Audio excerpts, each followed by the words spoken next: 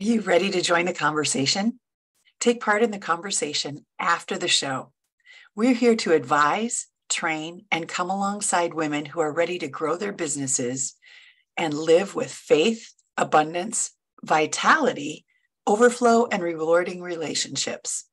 We're on a journey to uncover the secrets of living with favor because we all deserve to live with favor.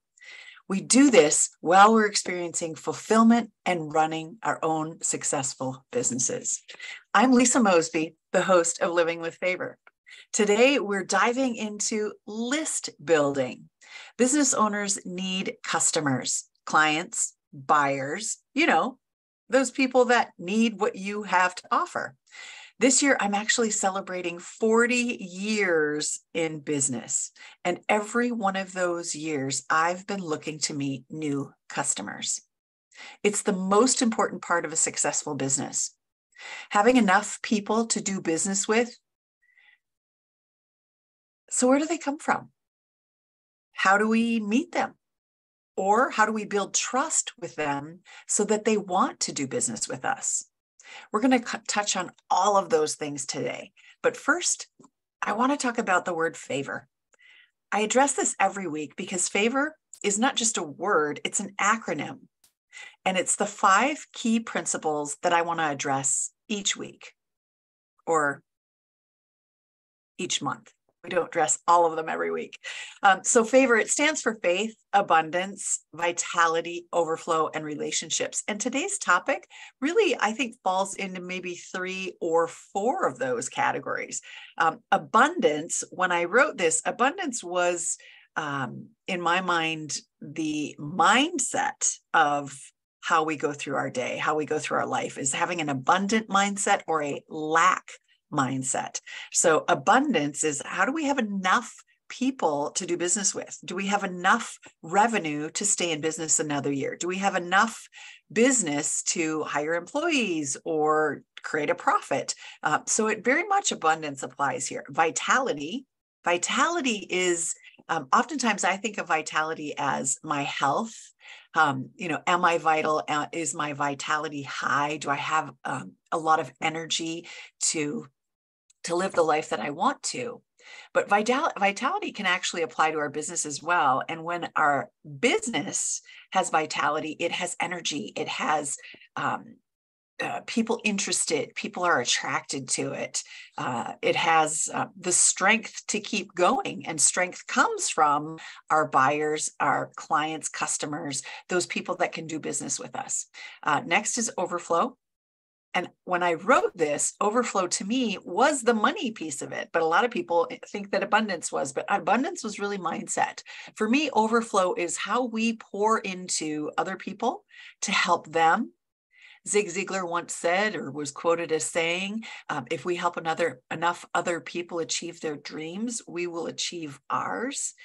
And he wants us to play win-win. So for me, overflow is how we pour into other people, and pouring into customers or clients that need your service is absolutely overflow. It's one of those principles this week. And lastly, the idea for me behind list building is really to develop relationships. It's getting permission to promote your wares, your products, your services to customers, to clients, and make offers to them so that when they're ready to purchase, they know where to find you. And so this week, this topic applies to all of these different areas. And we're going to jump into that in a second here. The promise of the show is to create a conversation circle where we can ask tough questions, where we can get solutions from guest experts and from our brilliant audience. It's how we fulfill our purpose here to advise, train, and come alongside women business owners with simple solutions. So I want to step into that promise right now, and let me share my screen with you, because I'm going to walk through a few slides on a PowerPoint. So the first question is why do we need to have our own email list? And that's a good question. A lot of people don't know why we need our own email list. but you own the list. If you're building your business on social media, if you're using Facebook or LinkedIn or Instagram, Pinterest, all of the different places, TikTok is another one that's huge right now. That's great. But those companies, they're an access point for you to meet people. You don't own the list. You don't own the likes. You don't own the follows. You really, besides just generally posting on those places, you don't have a way to follow up with them. If for some reason that social media platform went down, how would you stay in touch with your clients? Do you have their contact information? Is there a way for you to follow up? You don't typically have access to that. And so when you can pull them off of social media and get them into your own list, you own the list, you will continue to be able to do business with them no matter what. In 40 years, believe me, I've been in more than one business. And because I've been in more than one business, I continue to tell people where I'm at, where they can find me, what products or services I'm currently offering, who am I doing business with now? So it's imperative that you start to collect and gather contact information for people that you will probably stay connected with for all of your years in business. It's an easy way for you to stay in front of your office. Email also builds trust, dripping on those folks, giving them a little bit of information periodically, but also inviting them to say yes. We want to ask permission. Would you mind if I send this to you periodically? Would you mind if I added you to my email list? So how do you invite people so that you have permission to reach out to them? So many of us, and I know you're with me on this, our email boxes are full of spam and things that I never thought I signed up for. I don't know how I got on that list. So as people start to get busier and more information in their list, they're going to start to unsubscribe. And if you have permission, they're less likely to unsubscribe from your list. And then this is also a place where we get referrals and repeat business. So to me, in my mind, being in business for a long time, I might know what I'm talking about.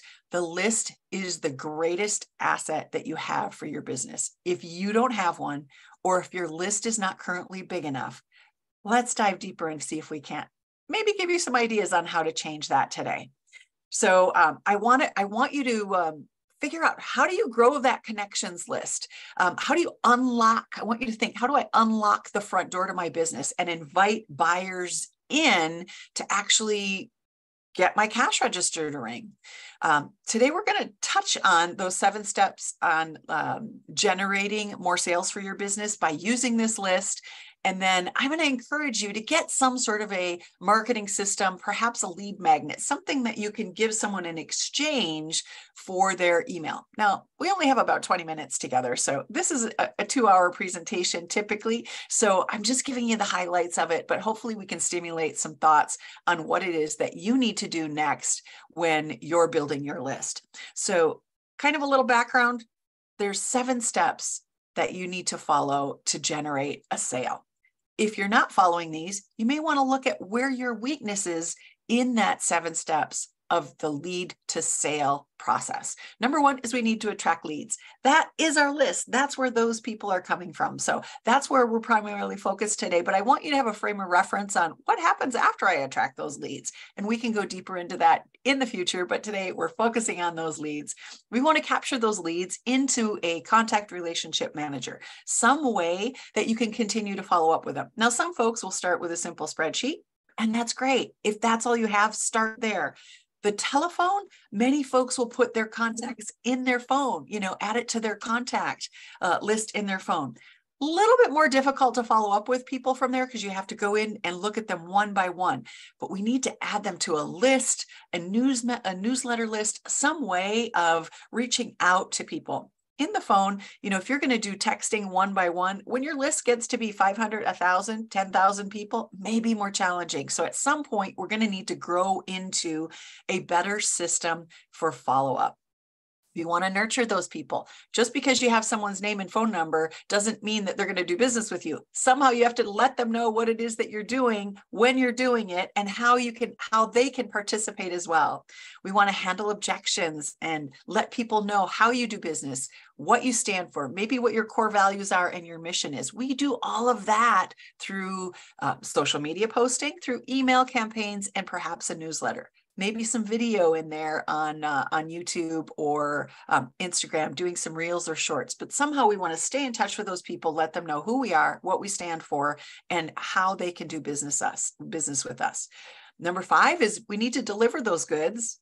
And number 6 is continue to make offers. We may be introducing them to something today, and maybe that's not right for them, or maybe the timing is not right. But many of us have multiple services and products that we offer.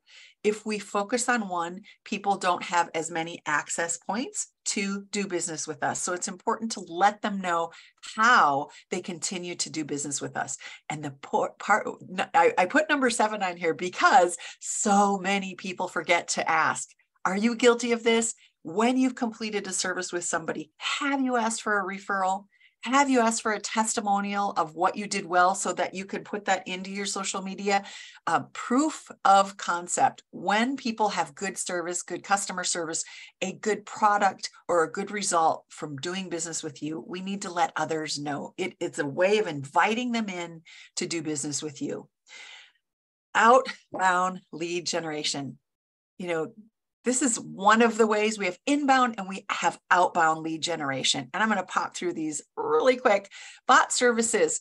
This is where perhaps you've seen it, where you get a messenger that pops up. Somebody has programmed we'll call it a robot or a bot, where it programs when you put your name and email in, all of a sudden it kicks something back and asks you to engage with them. They're great and they can do lots of volume. They're not fabulous at developing relationships. We're all pretty much getting attuned to those, and they can be costly. Most of those cost something. There's fees involved, but you can find them on LinkedIn, Facebook, Messenger. Chatbots pop up on websites periodically. Can I help you? Can I engage with you? And then cold calls. They're cold calls. They're a cold type of a contact. There's nothing warm and fuzzy about them typically, and they can be costly. But it is one of the ways that you can reach out and grow your list. You can buy leads. Again, can be costly, and they're cold calls. What we're trying to do is actually access your social media context. Those people know a little bit about you. They've seen posts you've done. They may have seen pictures. They may even know your family or your favorite food. But how do we access those folks? Direct mail is another space that we can go generate new leads from. Vendor booths, expo booths, industry conferences. All of these create credibility when you show up and you have a presence and you've paid money to be there. But again, they can be costly. You'll notice here with outbound leads, when we're reaching out to folks, there's usually a financial commitment to doing some of these things. And of course, paid advertising is the biggest one. TV spots, Google ads, Facebook ads, newspaper ads, magazine, all can be costly. So what are the options? What are the other options? These are all outbound lead ideas. Let's take a look at inbound. Inbound leads, things like a lead magnet. Does that sound familiar to you, that term? Some of us may know it, some of us may not. A lead magnet is simply something that you give another person in exchange for, in this case, their email address. I'm going to give you my ebook on my Herb Idea website, which is I think it's 18 pages of recipes on how to use food things or kitchen items to clean your house, reducing the chemical exposure that you have. Is that of value to somebody? Yeah, it probably is. If you have kids, or maybe somebody has some health challenges and they need to minimize chemicals, that person would gladly exchange their email address in exchange for my ebook. So what is the what is the lead magnet that you're using? Have you developed one? It doesn't have to be an ebook. It could be a video. It could be a checklist. It could be a, top 10 secrets to XYZ. But there's probably something in your area of expertise that you could document and give it in exchange for somebody's email address. The cost is just time. It's something that you need to spend time putting together. Webinars, again, you can do these for free. Solve a problem for someone through a video. Like this lead generation program was a webinar that I had done. As I mentioned, it's a 2-hour presentation. I could have done it for free. I could have charged for it. I could have recorded it and offered it for free in exchange for somebody's email information. And again, my investment is the time to create it, but I don't have any cost involved. Podcasts, you could be interviewed on podcasts and that's free, or you could do your own podcast. There are some free services out there, but it's a way to share your expertise and invite people to do business with you. Videos, again, your time commitment to creating them, but they can be posted in social media and you can invite people to join your list through that video in exchange for maybe a video training series of 2 or 3 different episodes, or a 1-hour video on how to repair your bike tire. Lots of different areas of expertise can be expressed through video, and they allow people to engage with you, offer you their email address in exchange for that. Client referrals are the free, cheap, easiest one. The client already likes you. If they're giving a referral, it's an anointing of sorts that people should do business with you. So it's number 7 on my list of successful sales steps, but it's so very important because it's free. It's free to get referrals, but we have to ask for them. And knowing how to do that maybe, is tricky sometimes and it makes us uncomfortable, but it's important. Of course, social media, our audience already knows us. So putting things on social media where people can click and add their name and email to receive it is an easy way to do that. And you're already out there on social media anyway.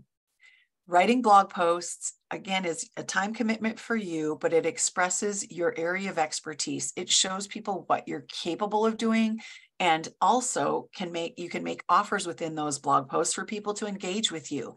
And so they're going to offer up their name and email when they get something of value. Testimonials and case studies. When we ask for testimonials and post them, it creates authenticity, and it's proof of concept, and it helps people to know that you're someone that they want to do business with.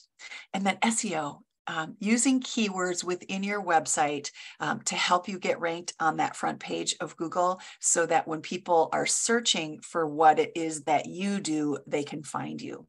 These are all approaches that you can use to generate leads.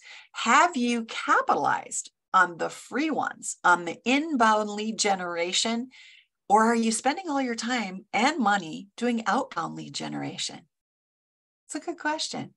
I challenge people to dive deeper into inbound lead generation because 1, it's much less expensive, and 2, wouldn't you rather people call you than you having to hustle and struggle and get them to find you all the time? So take a picture of the screen, remember it, maximize it before you do your next ad. It might just be all the difference that you need. I'm going to share quickly my favorite lead generation methods are, I love doing webinars. When I get to be one-to-one with people or one-to-many people in a webinar and share my area of expertise, 40 years in business, I probably know a thing or two that could help most business owners. So I get to solve a problem for people. The why, the what, the where, the when, the how, that's the outline that I use for my webinars. Why are we here today? What are you going to learn today? What are you going to take away and implement today? Where do we get started? When should we get started? And how do we do it? Like, if you look at what it is that you offer, your product or service, I bet it can fit into those 5 different areas that you could do a webinar on it. And a webinar can be live, or it could just be a recording that you do with your notes that you're comfortable with. And you can put it out there in exchange for people's email address. You don't have to charge for it, but you certainly could if you wanted to. Automated searching. I use a product called F.A.V.O.R. It allows me to target specific people that I want to meet using an AI, artificial intelligence system. So I can put in somebody's name, their demographic, where they live, how much money they make, what their interests are, any public information that they've put into out into the web, out into the internet, any public information we have access to through a program that I use. And so automating custom messages to those folks as I find targeted leads. And I've written things that say, I really want to get to know you, because I do. I want to meet new business owners. I want to help them to succeed. I've been extremely blessed in my life. And if I can drip that on other people and help them to put more, better food on the table, to take better vacations, to expand their business, why wouldn't I do that? It's a blessing to me, and I get to be a blessing to them. So I use customized messages that I've written that help people want to connect with me. And then I drip those out through automated systems to people that I found. They're still cold calls, but I've tried to warm them up a little bit with the processes that I use. Other lead magnets that I use, ebooks, I mentioned that. I have a couple of those on different sites that I'm on. I also do social posting. There's something called bait post. And that's just, again, an exchange for, will you fill out this survey? And then I will give you XYZ. Or would you like to be the first to test my new training program? It's totally free. All I need for you to do is exchange your email, and I will invite you into that. So that's all bait posting means. It's a really harsh word. I don't like it.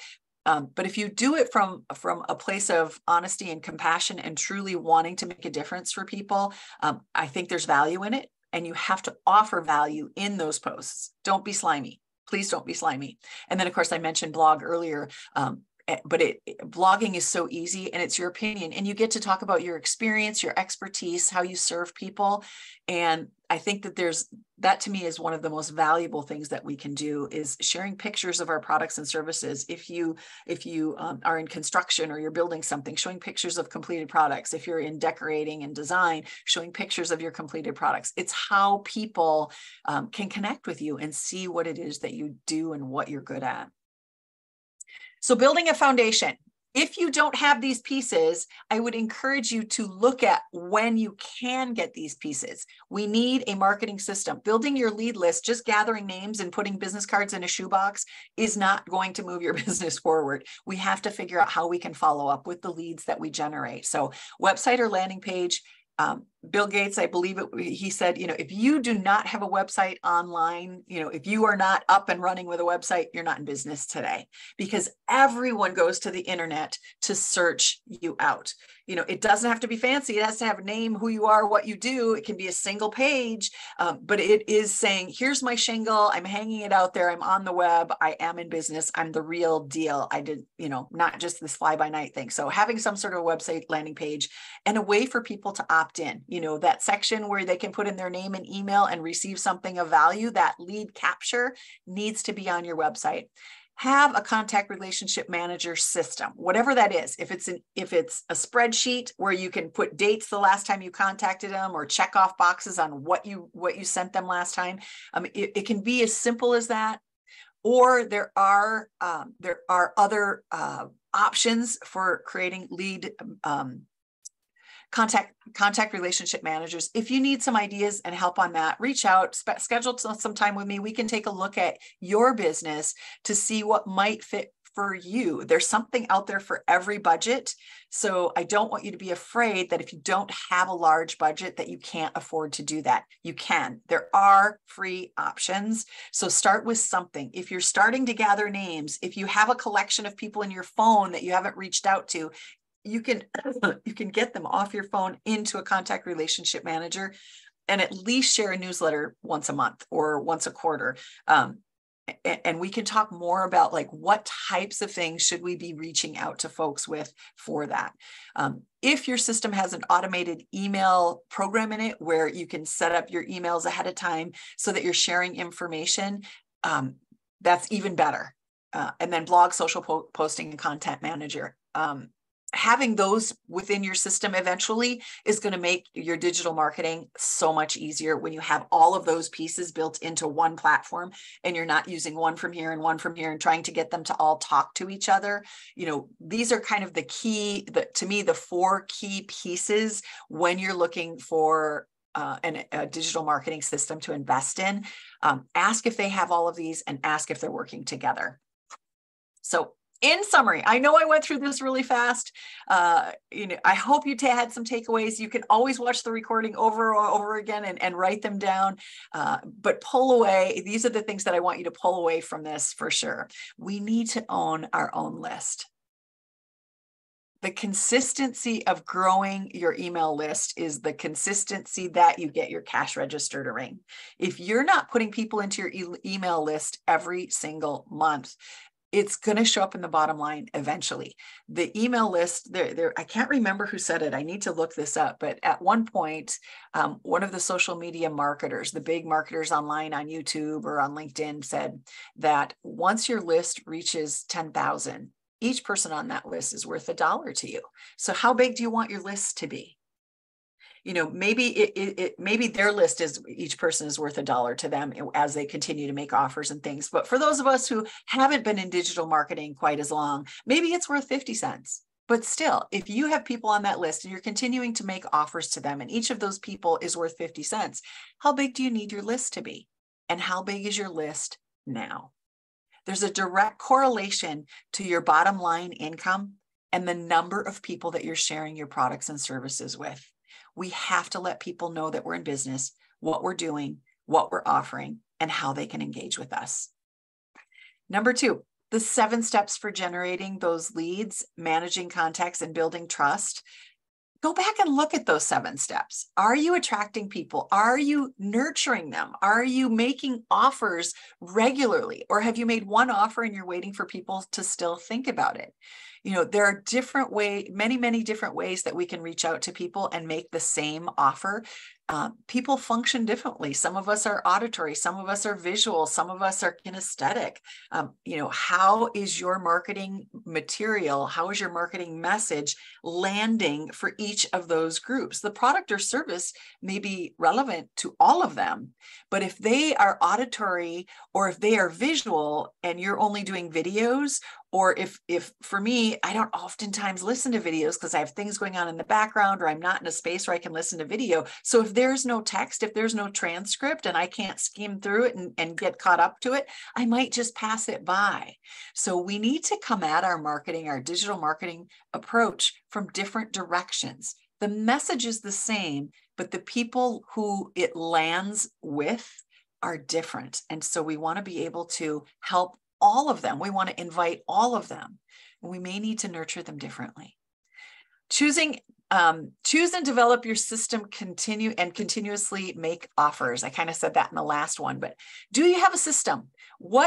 Where can you start today with your system? What's a budget-friendly way? If you're on a budget, how do you find that first step to start to gather your names together? Is it a Google Doc or a Google Sheet, or is it an Excel spreadsheet? Whether you're on Apple, whether you're on Microsoft or on Google, they all have some sort of a way for you to create a spreadsheet that you can put your people's names on, telephone numbers, information, and how to follow up with them. There's a way for you to check them off. You can add their emails in, grab the whole lot of emails, and send out a blind carbon newsletter just using a word processor. So if super cheap is what you're looking for, that's available.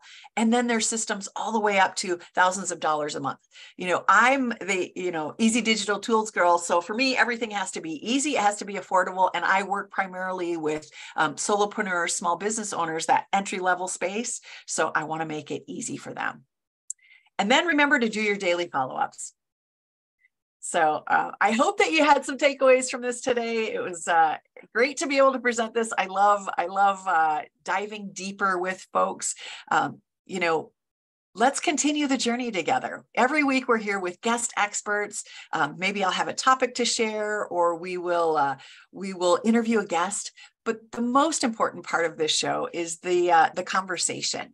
I invite you to stick around after the show and ask the tough questions, to dive deeper into the topics that we're talking about. We want to grow the audience and create a communication circle. We don't video that. It's off air, and we invite the audience to open up and get their questions answered. And so that's what I'm trying to build here, is a community where people feel safe to bring their tough questions, to talk about business, to develop their skills and what they need to do next to get that cash register to ring. That was a lot, and we went really fast, and I apologize that it was so fast, but I really wanted to give you kind of a really good overview of that. So I'm Lisa Mosbey. I'm your host of Living with F.A.V.O.R. I'm here to advise, train, coach, and come alongside business owners, women business owners, to help them to get their cash register to ring more often. If you need someone to come alongside you, you can find me through my website, through the Living with F.A.V.O.R website. And there's a spot on there where you can grab a time to let's talk about your business. So if you want to connect and dive deeper into what you can do to enhance your digital marketing, please reach out, grab a time. It doesn't cost anything. We'll chat for 30 minutes and see if I can't give you some tips, ideas, and direction. Otherwise, see you next week. I hope you can make it, and to stick around if you can to join the conversation.